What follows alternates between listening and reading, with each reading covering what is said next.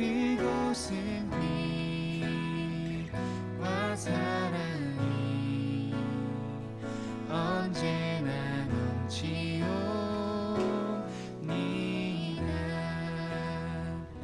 그곳은 빛과 사랑이 언제나 넘치옵니다.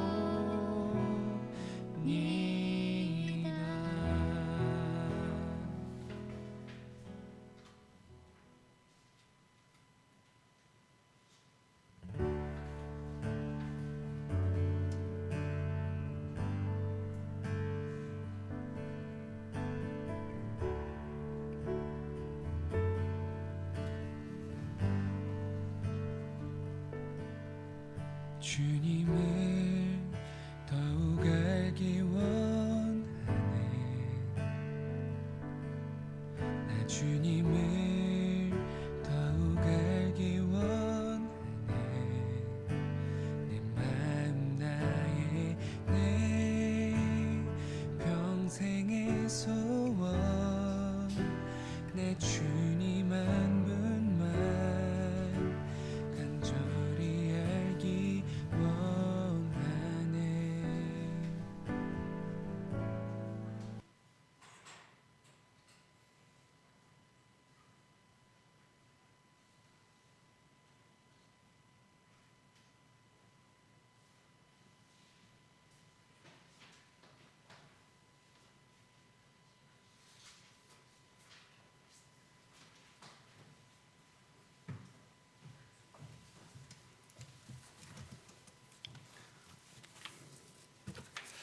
시간이 되었으므로 1월 30일 오전 예배를 하나님 앞에 드리겠습니다.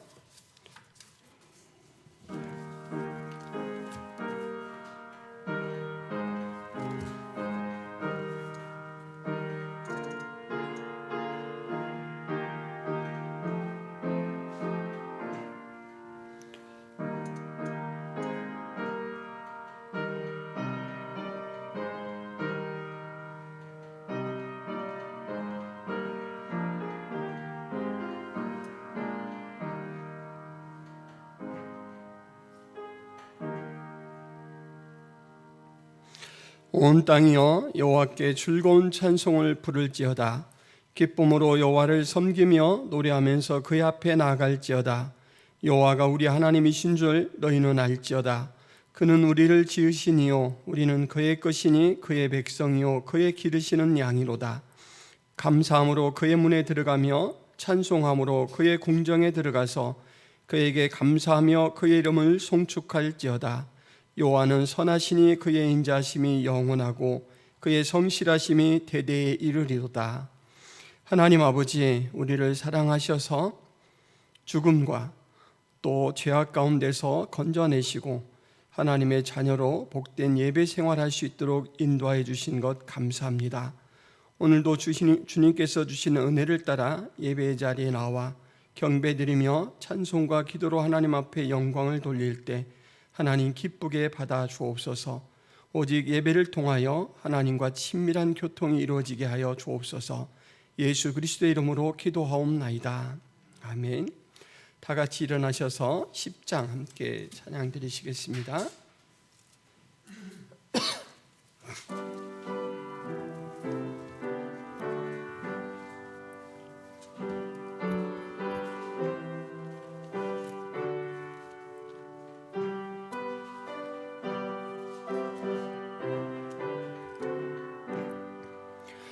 전능왕 오셔서 주 이름 찬송케 하옵소서.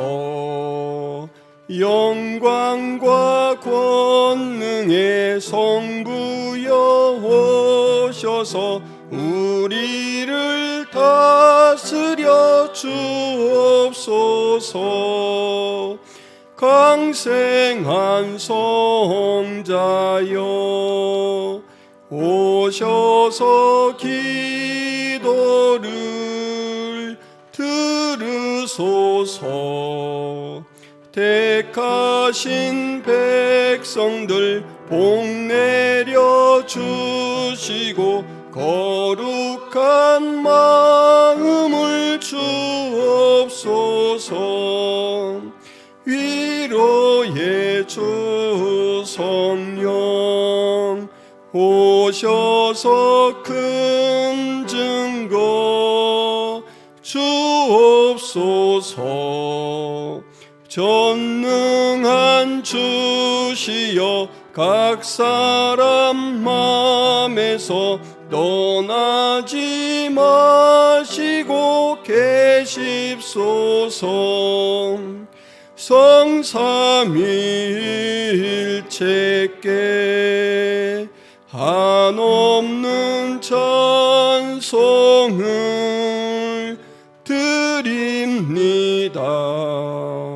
존귀한 주님을 영광 중 배옵고 영원히 모시게 하옵소서. 아멘.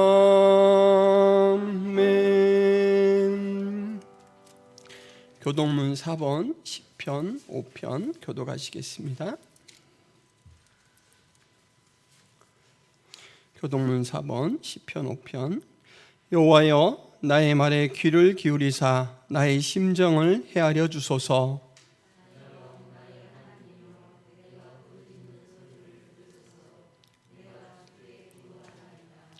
여호와여, 아침에 주께서 나의 소리를 들으시리니 아침에 내가 주께 기도하고 바라리이다.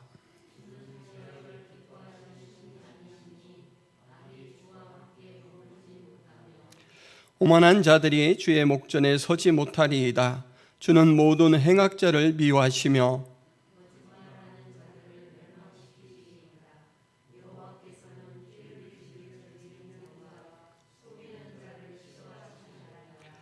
오직 나는 주의 풍성한 사랑을 힘입어 주의 집에 들어가 주를 경외함으로 성전을 향하여 예배하리이다.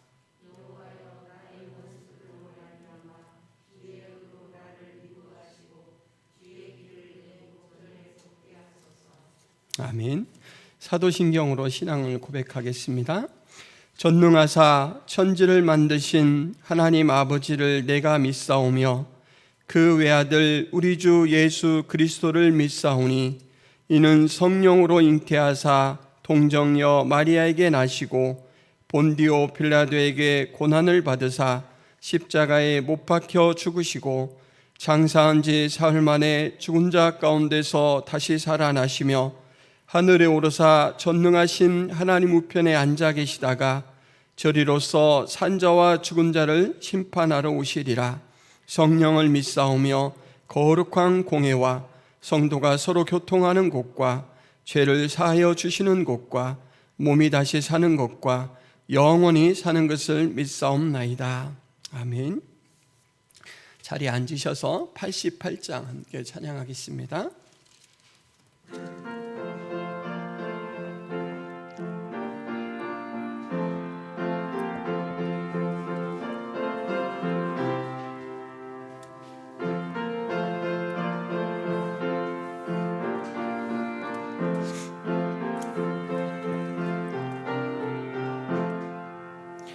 내 진정 사모하는 친구가 되시는 구주 예수님은 아름다워라.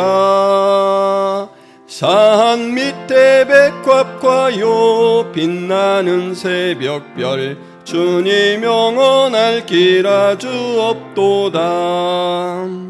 내 맘이 아플 적에 큰 위로 되시며 나 외로울 때 좋은 친구라. 주는 저 산 밑에 백합 빛나는 새벽별 이 땅 위에 비길 것이 없도다. 내 맘의 모든 염려 이 세상 고락도 주님 항상 같이 하여 주시고 시험을 당할 때에 악마에게 교를 즉시 물리치사 나를 지키네. 온 세상 날 버려도 주 예수 안 버려 끝까지 나를 돌아보시니. 주는 저 산 밑에 백합 빛나는 새벽별 이 땅 위에 비길 것이 없도다. 내 맘을 다하여서 주님을 따르면 길이 길이 나를 사랑하리니. 물불이 두렵지 않고 창검도 겁없네. 주는 높은 산성 내 방패시라. 내 영혼 먹이시는 그 은혜 누리고 나 친히 주를 뵙기 원하네. 주는 저 산 밑에 백합 빛나는 새벽별 이 땅 위에 비길 것이 없도다.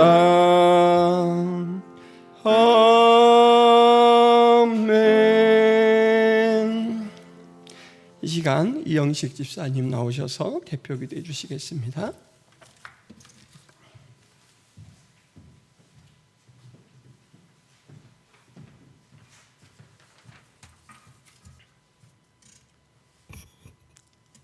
사랑과 은혜가 충만하신 하나님 아버지, 사랑과 은혜를 진심으로 감사를 드립니다. 오늘 선 명절을 앞두고 1월의 마지막 주일을 맞아 온 마음과 정성을 다해 예배할 수 있게 은혜 내려 주시옵소서. 항상 주님과 주님의 말씀대로 산다고 하지만 넘어지고 세상 속의 삶을 게 됨을 용서하여 주시옵소서. 개척하고 얼마 되지 않은 성화교회를 섬기시는 한영문 목사님과 사모님께도 하나님께서 항상 축복해 주셔서 김포 사후 지역의 방주의 역할을 다할 수 있도록 힘주시고 은혜 내려 주시옵소서. 어려움과 힘든 상황이 올지라도 항상 기도하며 기대하고 기다리는 지혜를 주시고 이 지역에 복음을 모르는 미지의 성도들을 위해서 기도로 준비해 주시게 하시며 눈물로 씨를 뿌리는 자는 기쁨으로 거두리라는 주님의 말씀을 붙들고 준비하는 목사님 성화교회가 될 수 있도록 도와주시옵소서. 단위에 세우신 한영문 목사님 영역간의 강건함을 주시고 성화교회를 축복하여 주시고 여기 모인 성도님들의 가정과 직장과 사업장에도 항상 주님이 함께해 주실 것을 믿사오며 예수 그리스도의 이름으로 기도하옵나이다. 아멘.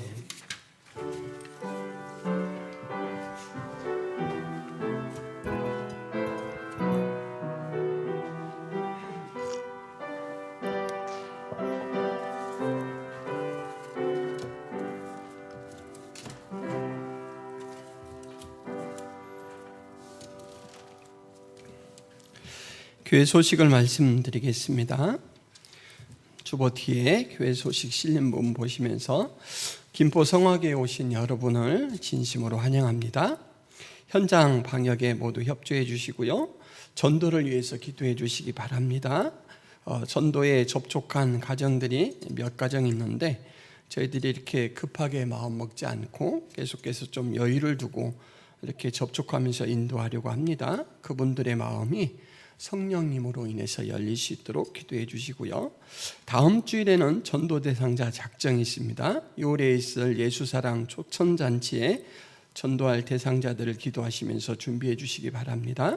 그리고 새 개인과 가정 기도 제목을 작성해서 제출해 주시기 바랍니다. 설 명절 가정 예배문이 준비되어 있습니다. 명절 연휴간 예배로 하나 되시는 가정 모임 되시기를 바랍니다. 그리고 올해부터 김포 성화교회가 두 분 선교사님들을 좀 후원하며 섬기기로 했습니다. 이길 한마음 베트남에서 사역하고 계시는 이원주 선교사님 가정이고, 김경민 목향이 대만에서 선교하시는 CCC에서 파송받은 선교사님들입니다. 보시고 위해서 기도해 주시기 바랍니다. 하나님의 말씀은 마가복음 2장 1절에서 12절 말씀입니다. 신약성경 55쪽쯤 됩니다.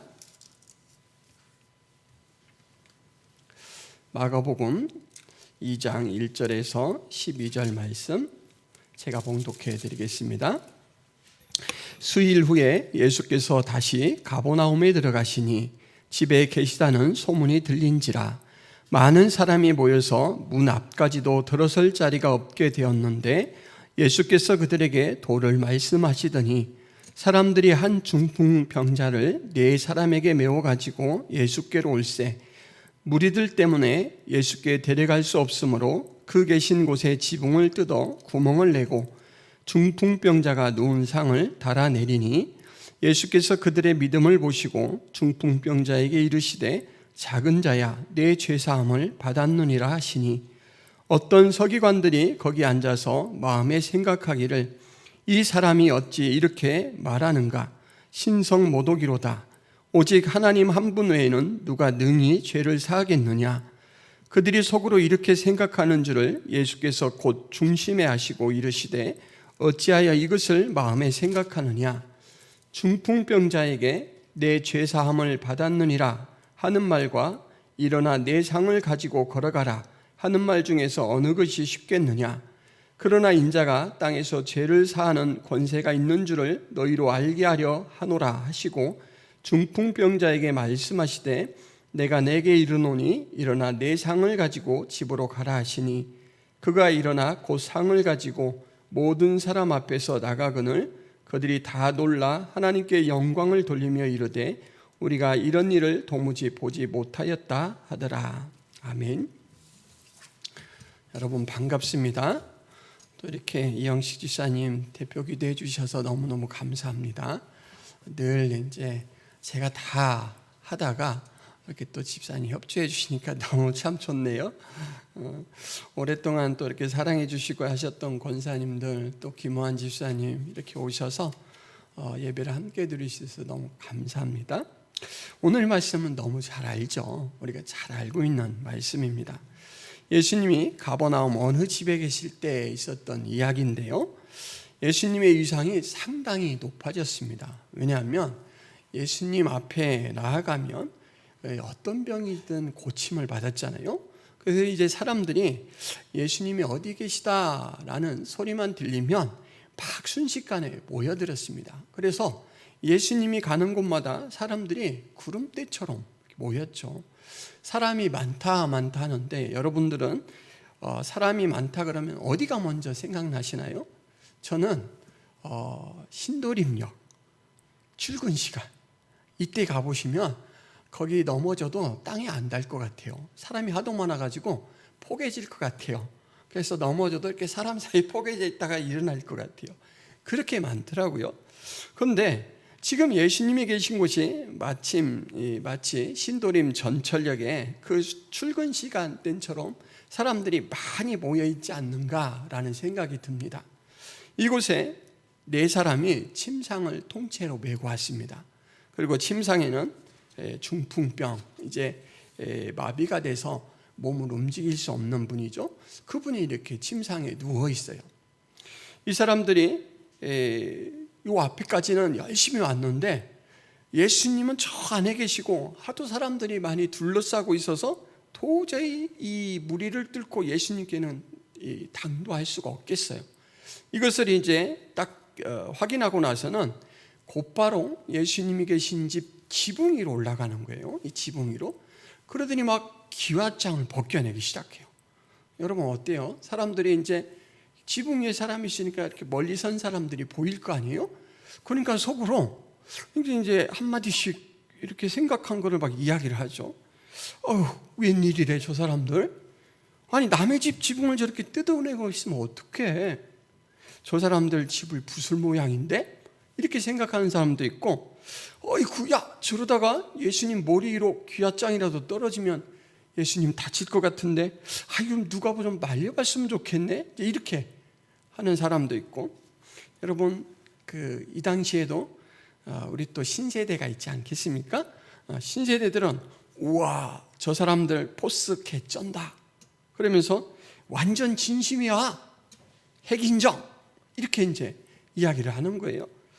마침내 그렇게 뜯어낸 이 자리에 지붕 위에 구멍이 무덤만한 크기의 구멍이 생겼습니다. 엄청 큰 거죠. 이 남의 집에 이렇게 구멍을 내고는 그 난 구멍을 통해서 천천히 이 환자가 누운 침상을 줄에 달아서 대롱대롱 이렇게 막 내리는 거예요. 그러면 예수님이 지금 도를 말씀하신다라고 성경 기록하고 있는데 하나님 나라에 대해서 가르치고 계셨었거든요. 예수님이 가르치시다가 이렇게 내려오니까 이제 가르치심을 멈추시겠죠? 그러니까 또 듣던 사람들은 숨을 멈추고 예수님 바라봤다가 침상 바라봤다가 예수님 바라봤다 침상 바라봤다 이래요. 예수님이 이 장면을 어떻게 받아들이실까? 무슨 일이 일어날까라는 이제 궁금증을 가지고 이렇게 숨을 죽이고 바라보죠. 근데 예수님이 그 환자에게 뭐라고 이야기하냐면 5절에 작은 자야 내 죄사함을 받았느니라 이렇게 말씀하셔요. 이 이야기를 마태, 마가, 누가 이 세 사람이 다 자기가 쓴 복음서에 소개를 하고 있습니다. 그런데 세 사람 다 이 이야기를 쓰면서 예수님께서 이렇게 지붕을 뚫고 환자를 달아내리는 이 사람들을 보았다 그래요. 이 사람들의 믿음을 보았다 그래요. 그래서 이 환자를 데리고 온 이송자들의 믿음이 말하자면 환자를 치료하시는 동기가 되었다 그래요. 여러분 납득이 되십니까? 저는 이 말씀을 읽고 나서 한참 이해가 되지 않았어요. 예수님께서 치료해 주시려면 아픈 사람이 예수님께 기도를 한 것을 듣고, 그죠? 얼마나 간절히 간청을 했는가? 환자 당사자의 믿음이 동기가 돼야 되는데 그 이야기는 빠져 있고 환자를 데리고 온 사람들의 믿음이 예수님께서 고치시는 동기가 되었다. 이렇게 말씀을 하고 있는 거예요. 과연 이 믿음이 어떤 믿음일까? 환자를 이송해 온 이 4명, 지붕을 뚫고 환자를 달아내린 이 사람들의 믿음이 어떤 믿음이길래 예수님께서 이 믿음을 보고 환자들을 치료하셨을까? 이게 이제 우리가 오늘 살펴봐야 될 주요한 그런 부분입니다. 이 사람들의 목적은 예수님을 만나는 것이죠. 근데 얼마나 멀리서 왔는지는 모르겠어요. 근데 여러분, 상여를 매보면 되게 무겁잖아요. 그죠? 한 사람이 누워있으면 되게 무거워요. 근데 이 4명이 이 팔레스타인 지역은 되게 더운 지역이거든요. 근데 여기까지 하여간 씩씩거리면서 왔어요. 그 이제 예수님을 만나게 해주면 드디어 이제 치료를 받아서 우리처럼 정상적으로 모임도 하고 또 직장 생활도 하고 너무 좋겠다라고 막 이 마음의 기대를 품고 왔는데 와서 보니까 너무 이 사람 밀집도가 높아서 예수님께 갈 수가 없어요. 그러니까 난 한마디로 말하면 중도 포기해야 될 상황이에요. 그런데 이 사람들은 포기를 하지 않고 곧바로 지붕을 뚫고 없는 길을 만들어서 예수님 앞에 환자를 내려놓았어요. 말하자면 예수님 앞에 환자를 만나게 하는 이 일은 어떠한 경우라도 포기할 수 없는 목적이에요.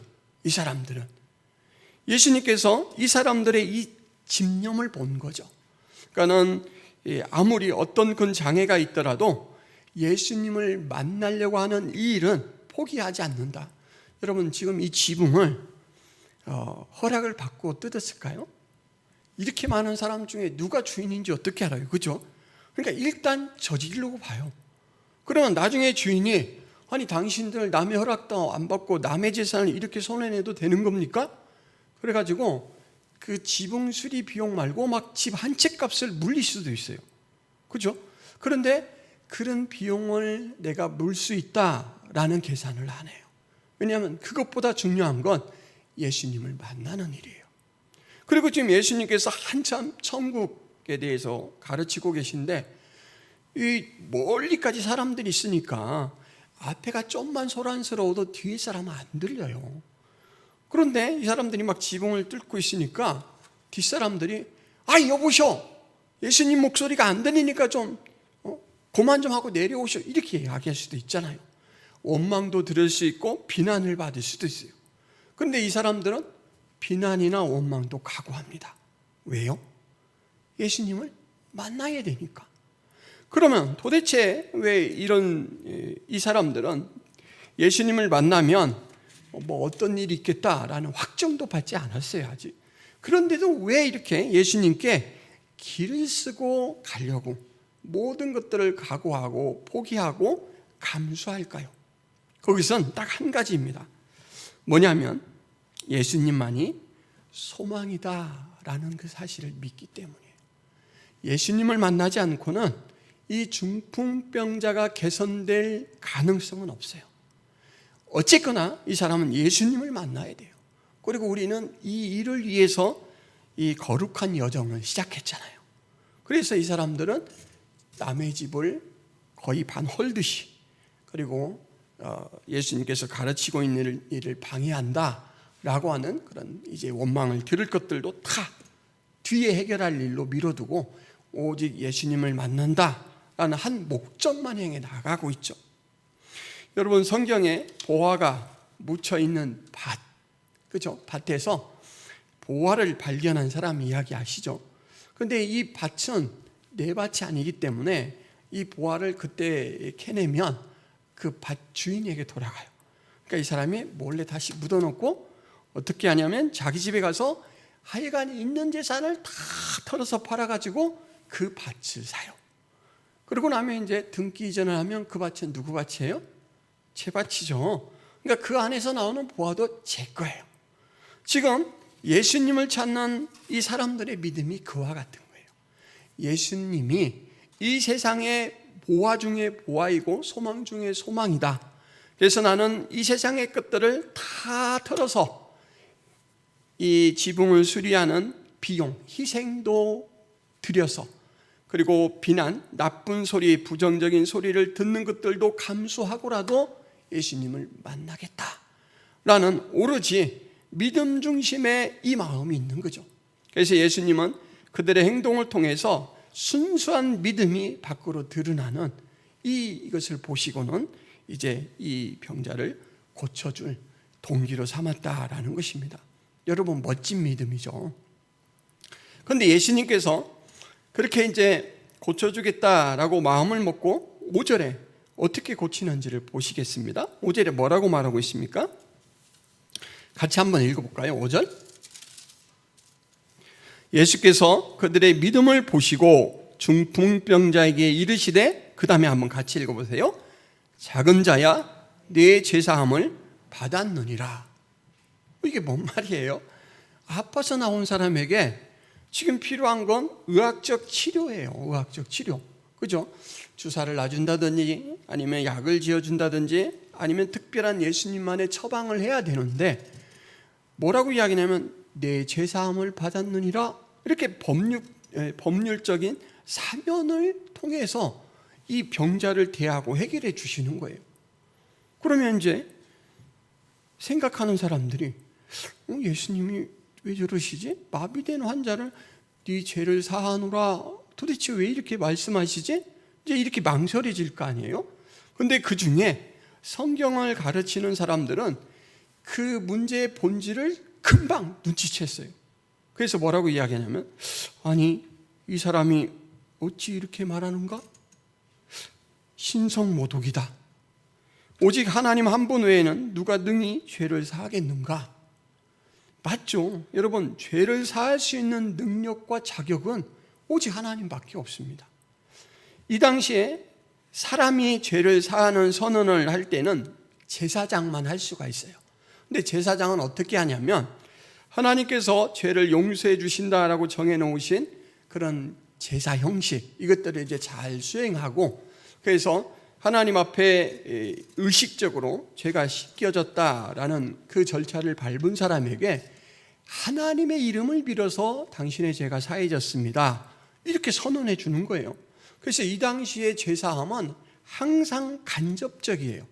하나님의 이름으로 내가 사하노라지 예수님처럼 직접 사면을 선언한 적은 없어요. 그러니까 성경을 잘 알고 있던 이제 서기관들은 깜짝 놀란 거예요. 아니, 하나님이 할 일을 사람이? 이렇게 생각한 거죠. 그래서 이 사람들이 속으로, 겉으로는 안 드러내고 속으로 이제 야, 이거 신성모독인데 큰일 나겠네, 이렇게 생각한 겁니다. 그런데 오늘 말씀해 보니까 예수님께서 중심에 그 사람들이 어떤 생각을 하고 있는가라는 것을 아셨다라는 것입니다. 여러분, 서기관들이 이렇게 생각하는 게 잘못된 거예요, 잘된 거예요? 원래는 잘된 거예요. 이렇게 생각 안 하면 이 서기관들은 성경을 다룰 만한 실력자들이 아닌 거죠. 이게 성경에 거스리는 행동이다, 말이다라는 걸 금방 캐치를 하잖아요. 이제 캐치를 한 겁니다. 그런데 예수님께서는 뭐라고 말씀하시냐면, 어찌하여 이것을 마음에 생각하느냐라고 해서 너 네 마음속에 일어나는 갈등을 내가 안다 라고 말씀해 주셔요. 그러면서 이렇게 다시 서기관에게 이야기하죠. 중풍병자에게 내 제사함을 받았느니라 하는 말과 일어나 내 상을 가지고 걸어가라 하는 말 중에 어느 것이 쉽겠느냐. 여러분, 이거는 어느 것이 쉽다라는 측면을 물어보는 문제가 아니에요. 이거는 한 가지 일을 왜 이렇게 표현했는가라는 의도에 관한 말씀을 하시기 위해서 꺼낸 거예요.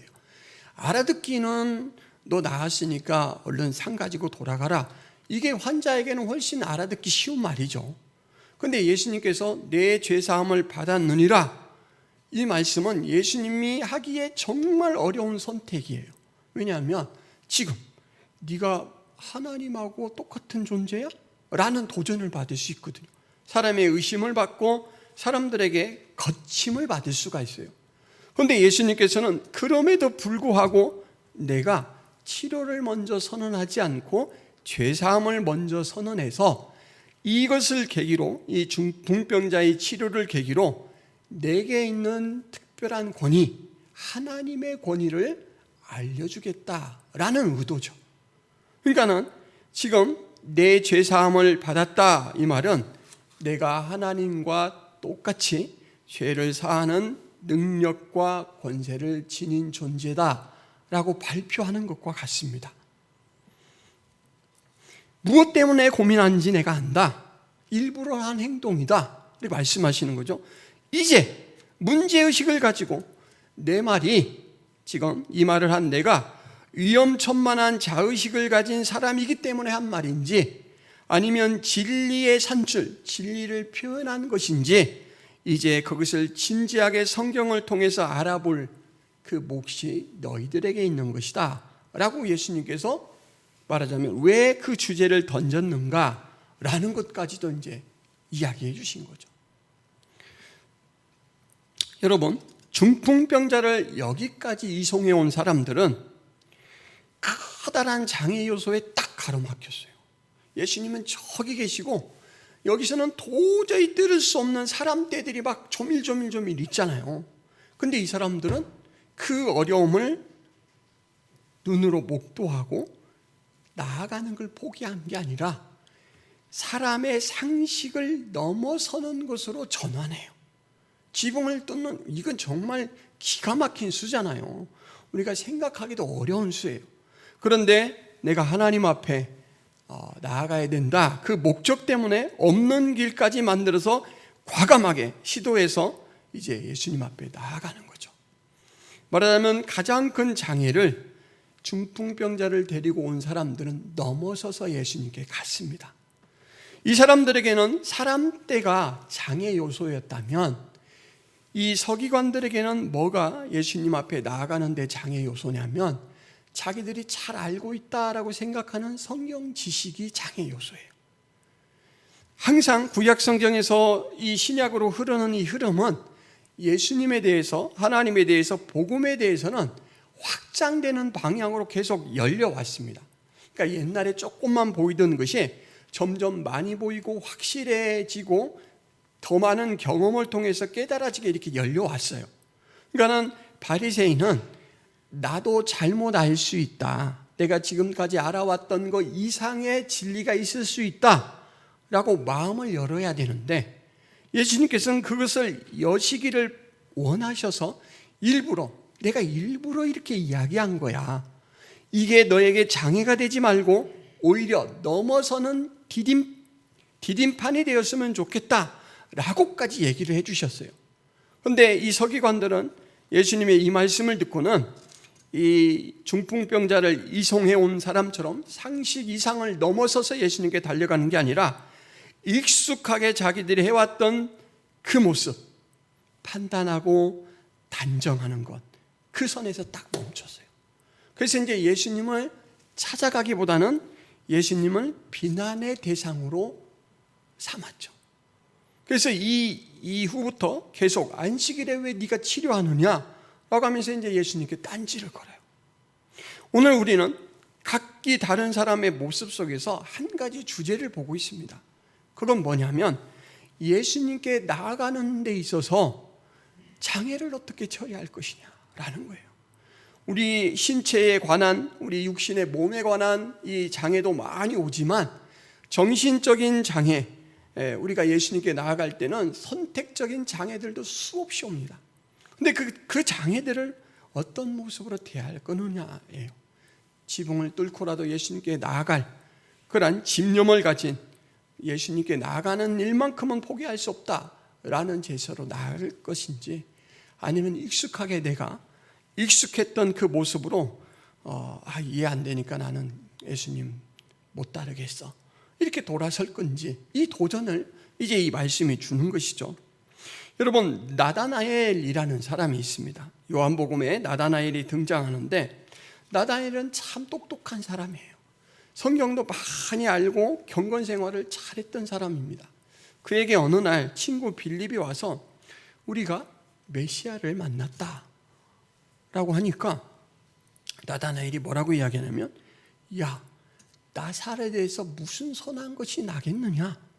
그러니까는 구약 성경에 메시아가 어디서 올 것이다 라는 예언이 되어 있거든요. 그런데 메시아라고, 내가 메시아를 만났다라고 주장하는 예수님의 출신은 나사렛으로 알려졌잖아요. 그러니까 나다나엘이 성경 지식을 가지고 이 빌립에게 맞으면 수정해 주는 거예요. 야, 나사렛에서는 메시아가 안 나, 이렇게 이야기를 하는 거예요. 그러니까 빌립이 할 말이 없어요. 왜냐하면 나다나엘에게 딸려요, 빌립이. 그래서 다른 말로 설득하려고 안 하고 와보라, 그러니까 네가 직접 그분을 만나보라. 그러니까 나다나엘이 잘 알고 있음에도 불구하고 겸손하게 그럼 가보자 하고 따라가요. 그런데 예수님께서 저기 오는 나다나엘을 보고는 여기 있는 사람들한테는 뭐라고 이야기하냐면, 야, 저기 참 이스라엘 사람이 온다. 간사한 것이 하나도 없는 저 이스라엘 사람이 온다. 그런데 나다나엘이 이렇게 들어오면서 들었을 거 아니에요? 아니, 처음 보는데 나에 대해서 이렇게 얘기를 하시지? 그건 이제 물어요. 저에 대해서 어떻게 아십니까? 그랬더니 네가 무화과 나무 아래에 있을 때부터 나는 다 안다. 무화과 나무 아래에서 말하자면 기도하고 이 하늘나라를 구하는 삶, 그런 태도를 가졌거든요. 그랬더니 이 대화를 해보고 나서는 나다나엘이 예수님이 바로 메시아인 것을 알아챕니다. 그래서 여기 오기 전까지만 해도 나사렛에서 무슨 선한 것이 날 수 있겠느냐라고 이야기했던 그 입으로 뭐라고 예수님께 고백하냐면, 랍비여, 당신은 하나님의 아들이시요 당신은 이스라엘의 임금이로소이다, 이렇게 고백을 해요. 그 서기관들과 나다나엘은 배움이 비슷합니다. 사는 모습이 비슷해요. 그런데 나다나엘은 고정관념 속에 자신을 가두지 않고, 야, 나사렛에서 무슨 선한 것이 날 수 있겠느냐라는 그 고정관념을 내려놓고 일단 나아갔어요. 예수님을 만났어요. 그랬더니 예수님을 만나고 나서는 짧은 대화 속에서 예수님의 통찰, 여기에 부딪히고 나서는 이분이 하나님이 보내신 왕이시고 메시아구나 라는 걸 알고는 이제 고백을 했다라는 거죠. 여러분, 김구 선생님 잘 아시죠? 김구 선생님이 아주 독실한 크리스찬이었습니다. 이분이 어떤 말씀을 하시냐면, 어떤 일을 하려 할 때는 먼저 그것이 현실적이냐 비현실적이냐를 따지기보다는 먼저 그 일이 바른 길이냐 어긋난 길이냐를 따져서 결정하라. 이런 말씀을 했어요. 참 성경적인 말 같아요. 우리 상식에 현실적이냐 비현실적이냐, 어떻게 이런 일이 일어나? 이렇게 생각하기 전에 하나님께서 하신다면 이게 하나님 편에 선한 건지 옳은 건지 이거를 이제 말하자면 먼저 생각하라라는 거예요. 서기관들이 만약에 이 측면, 김구 선생님의 충언처럼 그 방면에서 먼저 생각했다면 자신들이 시간을 두고 예수님께 대화도 더 해보고 이렇게 또 예수님이 하시는 일을 통해서 예수님을 더 알아갈 수도 있었을 것 같아요. 예수님께서는 의학적 시료를 사법적 선언으로 바꾸시고 나서 이제 뒤에 다시 또 바꿔서 얘기를 해줍니다. 내가 내게 이르노니 일어나 내 상을 가지고 집으로 가라. 이렇게 말씀을 해주셨어요. 예수님의 말씀대로 이 환자가 이제 마비에 걸려서 오랫동안 지배를 받던 이 환자가 벌떡 일어나더니 침상을 대충 챙겨가지고 막 들고 나가요. 그러니까 그 많이 모였던 사람들이 하나같이 놀라서 입을 이렇게 하고 바라봐요. 여러분 마지막 절 12절 말씀 한번 보시기 바랍니다. 12절에 뭐라고 기록하는지, 그가 일어나 곧 상을 가지고 모든 사람 앞에서 나가거늘 그들이 다 놀라 하나님께 영광을 돌리며 이르되, 거기를 한번 읽어보세요. 시작. 우리가 이런 일을 도무지 보지 못하였다 하더라. 처음 중풍병자를 메고 왔던 사람들, 어떤 장애든지 돌파하고 예수님을 찾아갔던 사람들 모습이 보였죠. 그리고는 이제 죄를 사하는 권세를 말씀하시자 아니 신성모독이다 라고 생각했던 서기관들을 보았죠. 마지막으로 수많은 무리들이 지금 어떤 상태인가를 보여주고 있습니다. 하나같이 놀래가지고 하나님 앞에 영광을 돌리면서 우리가 이런 일을 도무지 보지 못하였다. 와, 새롭다 이 말이에요. 새롭다. 우리는 이 세 위치 중에 한 위치에 있어요. 여기 있는 분들은 누구나, 어떤 분은 처음에 중풍병자를 이송해 나왔던 정말 예수님께서 인정하시는 믿음 상태에 있는 사람도 있고, 어떤 분은 왜 저러지? 라고 이제 갈등과 고민을 하는 사람도 있어요. 그리고 마지막 놀래고 더 만나고 싶다, 더 가르침을 받아보고 싶다 라는 관심을 가진 사람들도 있어요. 그런데 다 같이 다 이 세 부분 모두 가야 될 방향은 한 가지예요. 어디냐면 예수님에게로요. 예수님에게로. 왜냐하면 예수님만이 참 소망이시니까.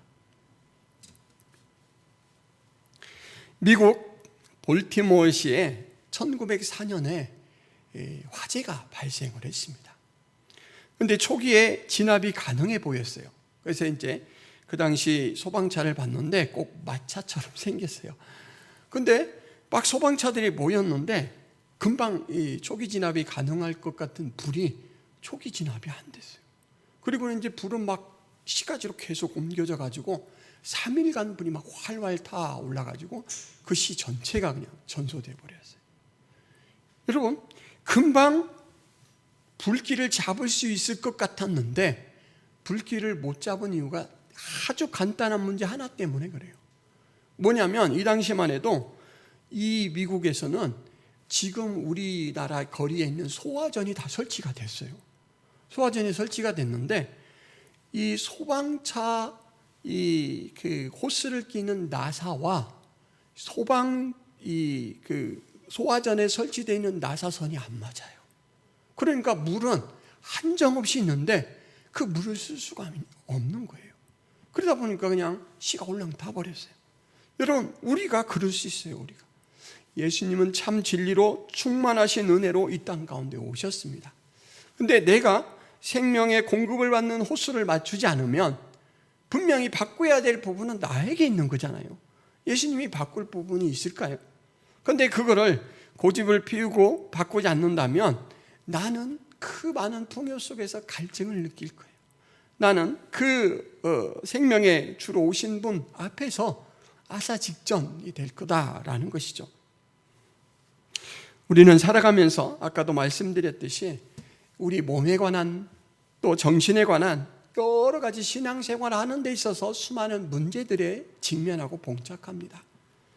우리가 만나는 문제들은 성경을 알아가는 데 방해가 되기도 하고, 예배 자리에 나아가는 데 방해가 되기도 하고, 교제를 나누는 데 방해가 되기도 합니다. 어떤 문제를 만나든지 기본적인 원칙이 있습니다. 그건 뭐냐면, 예수님을 만나는 데 있어서 방해가 되는 것이라면 무엇이든지 그 방해 때문에 포기할 게 아니고 돌파 대상이라는 것입니다.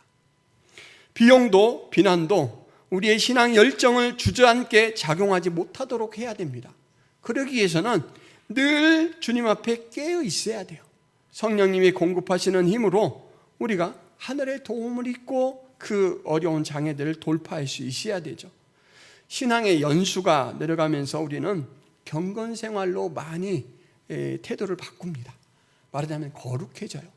그런데 거룩하게 살려고 하는 모습은 많아지지만, 그래서 경건주의를 추구하지만 실질적으로 신앙생활하는 모습에 있어서는 내가 주인인 양 선택하고 행세해야 할 때가 또 많아요. 그래서 신앙의 연수가 이제 커지면 가장 경계해야 될 부분이 바로 이 부분입니다. 내가 지금 하는 것, 내가 말하는 것, 내가 추구하는 것이 주님이 기뻐하시는 일인가? 아니면 주님의 이름으로 하지만 익숙하게 내 욕심, 내 주장으로 하고 있는 것인가? 이것이다 라는 거죠. 여러분 명심하시기를 바랍니다. 참 믿음은 주장이 아니라 순종입니다. 하나님 말씀 앞에 순종하는 것이 아니면 아무리 그럴듯하더라도 그것은 하나님 앞에 고침받아야 될 그런 믿음의 모습일 수 있다라는 것이죠. 예수님은 죄인들과 함께 식사를 하는 자신의 행동을 비난하는 사람들을 향해서 이렇게 말씀하셨습니다. 건강한 자에게는 의사가 쓸데없고 병든 자에게라야 쓸데있느니라. 나는 의인을 부르러 온 것이 아니요 죄인을 부르러 왔노라. 내가 예수님이 꼭 필요한 연약한 병자라는 이 사실 하나만 잘 붙들고 살아가도 우리의 신앙은 성공하는 것입니다. 예수님이 이 말씀하신 것도 기억하시기를 바랍니다. 몇 가지만 하든지 혹은 한 가지만이라도 족하니라. 마리아는 이 좋은 편을 택하였으니 빼앗기지 아니하리라 하시니라.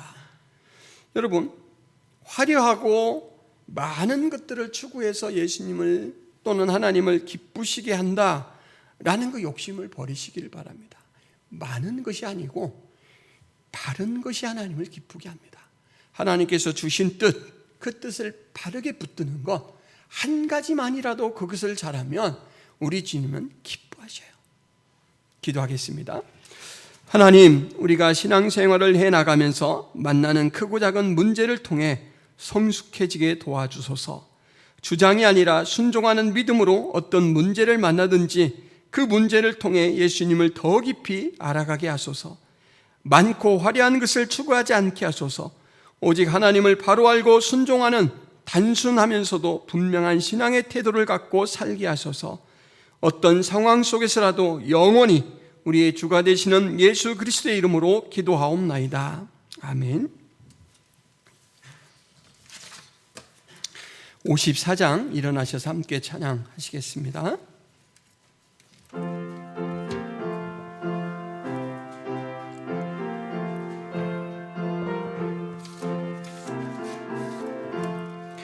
주여 복을 구하오니 편히 가게 하시고 사람마다 주 은혜로 이기도록 하시고 광야 같은 세상에서 항상 인도하소서. 주여 복된 말씀 듣고 무한 감사합니다. 구원받은 주의 성도 열매 맺게 하시며 하나님이 우리 함께 항상 계시옵소서. 아멘. 하나님 아버지, 우리를 만나 주시기 위해서 날마다 우리 속에 소망을 생각나게 하시고 주님께서 인도자가 되어주신 은혜를 감사합니다. 오늘도 그 사랑을 힘입어 예배 자리에 나오면서 하나님께서 공급하신 하나님 귀한 것들로 다시금 하나님께 드리며 모든 것이 주님께로 왔습니다. 주님이 저를 사랑하여 주셔서 저로 하여금 쓰고 누리도록 하신 것입니다 라는 것을 고백하는 사랑하는 성도들의 헌금을 기쁘게 받아 주시옵소서. 이 헌금이 쓰여지는 곳에 우리 하나님의 영광이 드러나게 하여 주옵소서. 이제는 예수 그리스도의 은혜와 하나님 아버지의 크신 사랑과 성령 하나님의 감화 교통의 역사가 어떠한 장애가 오든지 오직 예수님 앞에 나아가는 일에 있어서는 모든 것이 돌파 대상이다 라는 것을 늘 확인하며 다짐하며 신실한 믿음으로 추구하며 살아가기를 다짐하는 김포 성화교의 모든 성도들과 또 함께 하나님 앞에 예배한 주의 귀한 백성들 머리 위에 이제부터 영원토록 함께하기를 축원하옵나이다. 아멘.